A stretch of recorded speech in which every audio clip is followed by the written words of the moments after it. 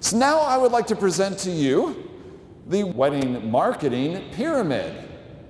Just like the $100,000 pyramid, there are dozens and dozens of ways for you to get the word out about your business. Some of them are a complete waste of your time and money. Here are the 10 most effective ways for wedding professionals to advertise their business. Number 1, email marketing. Email is free. Email lists of brides are readily available. It sounds like the perfect way to advertise. The problem is, email is free and email lists of brides are readily available, so everybody does it. While you might catch an occasional bride through email spamming, basically, you should not build your marketing around that, and you should certainly not expect miracles.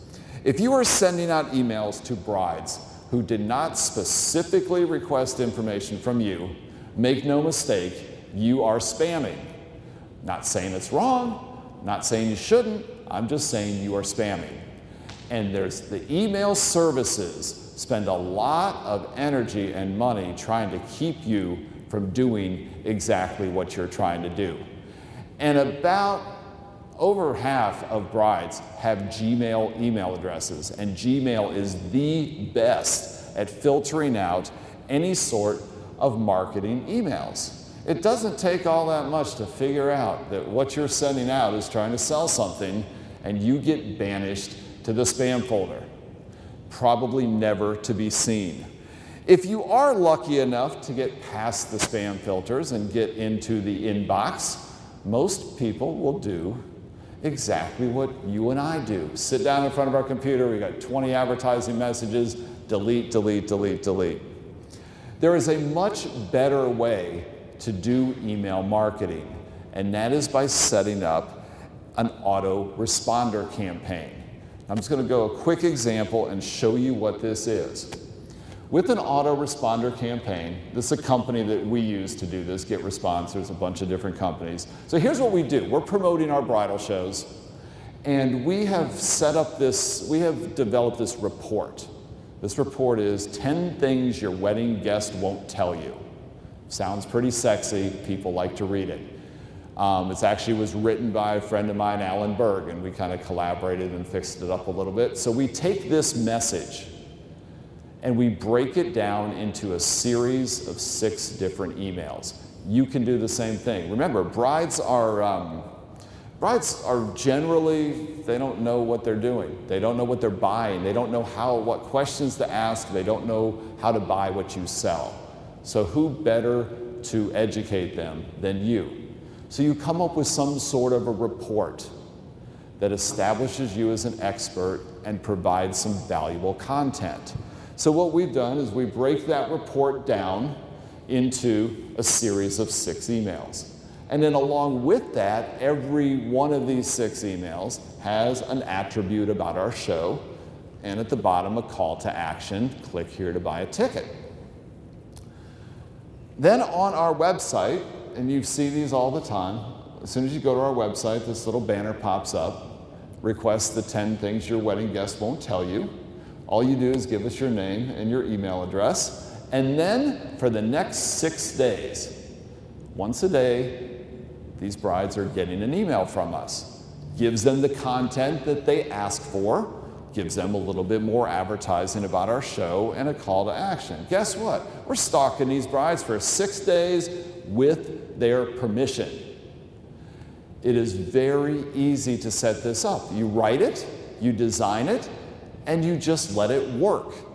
We get hundreds and hundreds and hundreds of brides each show season who sign on for this. What's it cost you? About $15 per month.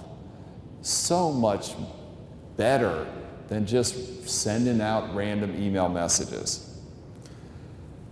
Okay, next step in the wedding marketing pyramid, retargeting ads. When you visit a website, you might notice that for the next few days, ads for that website start popping up when you visit other websites. This is not a coincidence. These are retargeting ads. Nordstrom has this down to a science. You go to the Nordstrom website and look for a pair of shoes. That pair of shoes will follow you around for the next 2 weeks until you buy them. This is very easy to set up. It takes a little bit of coding on your website. You can buy this from the Google AdWords dashboard. Even better than the retargeting ads of people that came to your site are what's called behavioral targeting. So I'm a bride and I go to The Knot and I go to Wedding Wire and I go to some other wedding related websites. All of a sudden I get cast into this net as I must be associated with planning a wedding. You can push your ads to those people too, even though they've never been to your website. It's a little bit more expensive, but it's called behavioral targeting. Search engines. I saw a statistic today, I forget what it was. It was like 75% of people will not go to page 2 of the Google results. So it's all so important to get on that page 1. You can improve your rankings in ways that will not cost you a penny. Now, Google does not want you to do things to game the system and increase your rankings. But there are some, so they change the rules all the time, but there are certain things that you can do that are constants, things that will help all it is how important your website is to Google and within the search term that's being looked for. That's all it's ranking. So what they look for are things like getting other websites to link to yours. That's the best way for your site to look important. Your homepage needs to include the keywords that people, the words, the language that people might use when searching for your company. And they love websites that change frequently. So don't just design your site and leave it. Your site has to continue to be fresh. A lot of people do this by writing a blog. Most people don't read blogs, but the fact that you have them and there's fresh content on your website all the time, that helps your search engine rankings. Now, if you're really, really lucky, your website will get on page 1 on its own. But for a lot of us, the only way to get on that first page is to buy our way there, and you do that through pay-per-click advertising or sponsored links. So when you go to Google and search for something, the listings that are at the top and on the side, people paid to have those there, and then the free ones start. It's a very simple process. It's a bidding system. You select what words you want to buy, and then how much you will pay when somebody clicks on those. He who gets served up at the top isn't necessarily the one who bids the most. It's the one who makes the most money for Google. So it's a combination of how much you bid and how many people are clicking on it. And those are the ones that get ranked at the top. Some of the keywords get pretty expensive, but you can be creative. A search for wedding photographer and a search for wedding photography will bring back different results. So you can be a little bit creative. You can buy keywords of the names of your competitors. There's all sorts of things that you can do to buy those. You set up a budget, how much you want to pay per click, and the maximum you want to spend in a week or a month, and then you just sort of let it go. Direct mail. Direct mail is the most targeted of all advertising methods. Direct mail works, and it works well.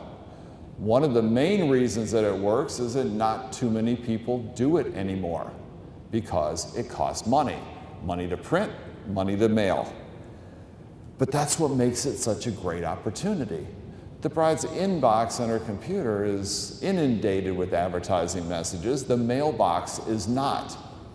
And it takes the bride 90 seconds from the time she gets to her mailbox, sees your advertising piece, and gets to the nearest trash can. You have 90 seconds to capture her attention. which is 89 more seconds than you have with a spam email. With the right message, and so it's got to jump out of the mailbox. There's so many, hear this a lot.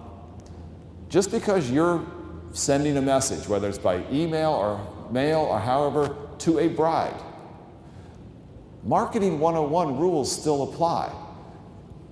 Offer, good content, good graphics, call to action, all of those things have to work. You can't just throw it out there just because it's a bride doesn't mean she has to pay attention. You have no special right to get noticed by her. You have to use all of the things that apply in any other form of advertising. All right, moving up the pyramid. Everybody has happy customers. Referrals from those customers can be a great way to get new business. But do not take it for granted that the brides who love you are automatically going to refer you to their friends. You have to ask for these referrals, ask for these introductions, ask as soon as you make the sale, ask along the planning stages of the wedding, ask after the wedding, ask a year later when you send your couples an anniversary card. Referrals from your customers are great and can be a great source of new business. But referrals from other people in the wedding industry can be an even better way to get new customers. And you get those referrals and make those contacts and get on those all-important preferred vendor lists simply by networking. And networking simply means getting out of your office and meeting people. Go to networking events.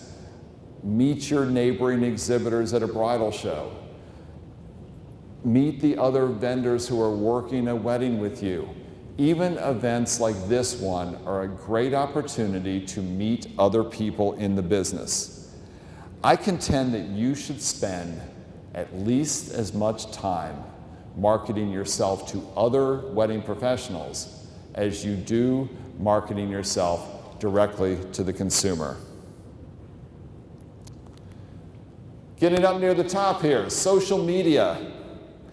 Every bride uses Facebook, Pinterest, and Instagram. And you can do a lot of social media advertising without spending a penny. What is not to like about that?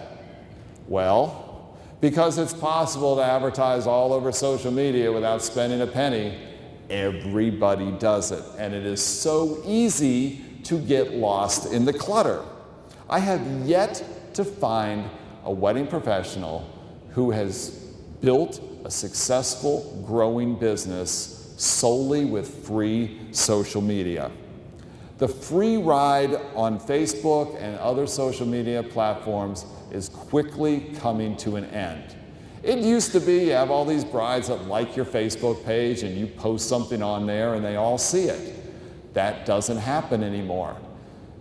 Only 5% of the people who like your page regularly see the stuff that you post on that page.